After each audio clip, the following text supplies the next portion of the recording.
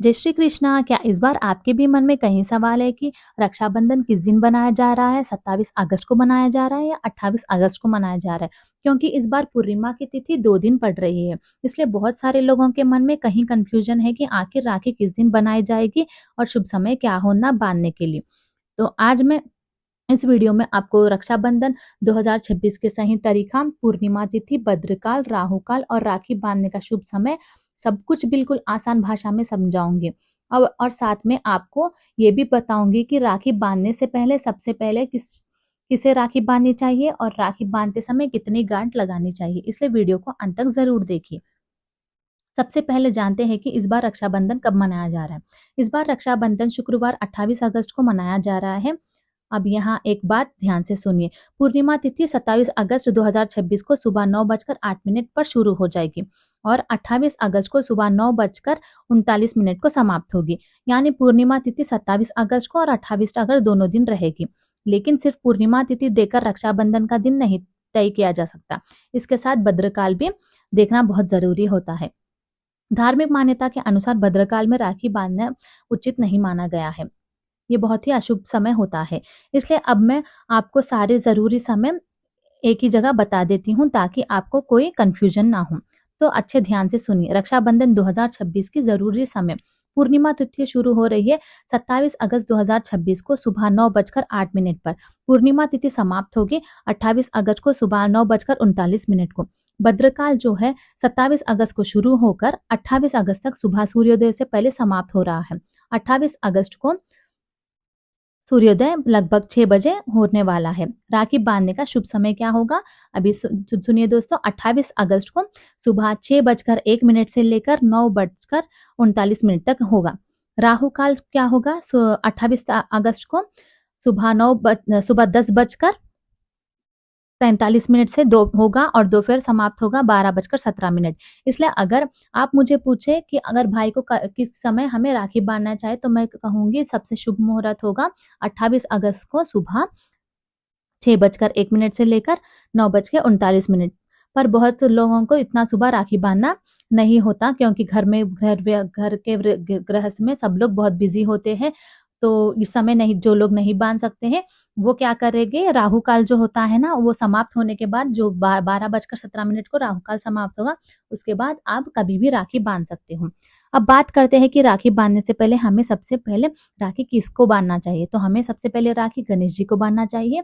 उसके बाद हमारे घर में अगर लड्डू गोपाल जी है तो उनको राखी बांधनी चाहिए और फिर हमारे कुल देवता को भी हमें राखी बांधनी चाहिए और उसके बाद अपने भाई के कलाई पे हमें राखी बांधनी चाहिए। ठीक है, तो उसके बाद आपको आप अपने भाई को राखी बांधे तो राखी में 3 गांठ जरूर लगाइए दोस्तों, भूलिए मत।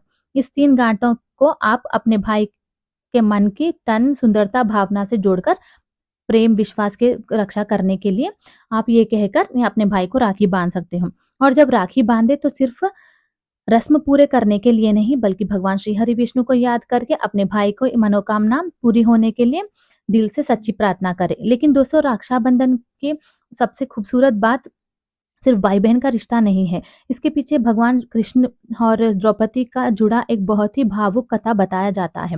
कहते हैं कि एक बार द्रौपदी ने भगवान कृष्ण के कलाई पर अपने कपड़े का एक टुकड़ा लेकर उनको बांधा था। श्री हरि कृष्णा जो है कलाई पर उनके चोट लग गई थी। तब द्रौपदी ने उनका वस्त्र होता है उसका टुकड़ा फाड़कर उनकी कलाई पर बांध दिया था।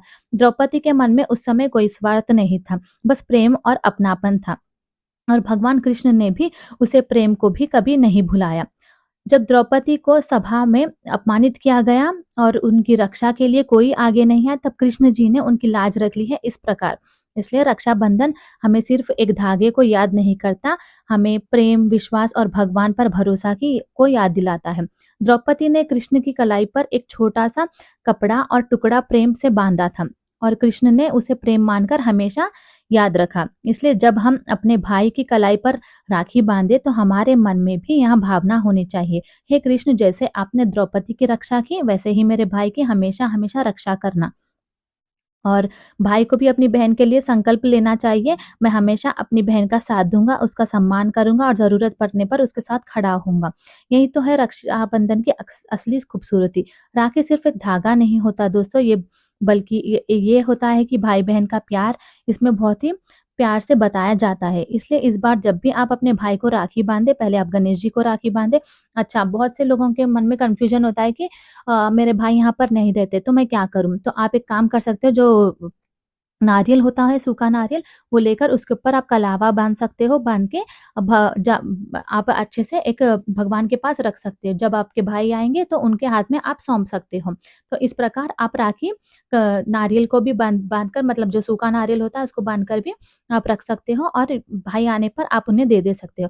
तो अगर कोई भी आपको कन्फ्यूजन है तो आप मुझे ज़रूर बताइए दोस्तों, और मैं, अगर आप मुझे आपको कोई कन्फ्यूजन है तो मैं आपको कन्फ्यूजन सॉर्ट आउट कर दूंगी।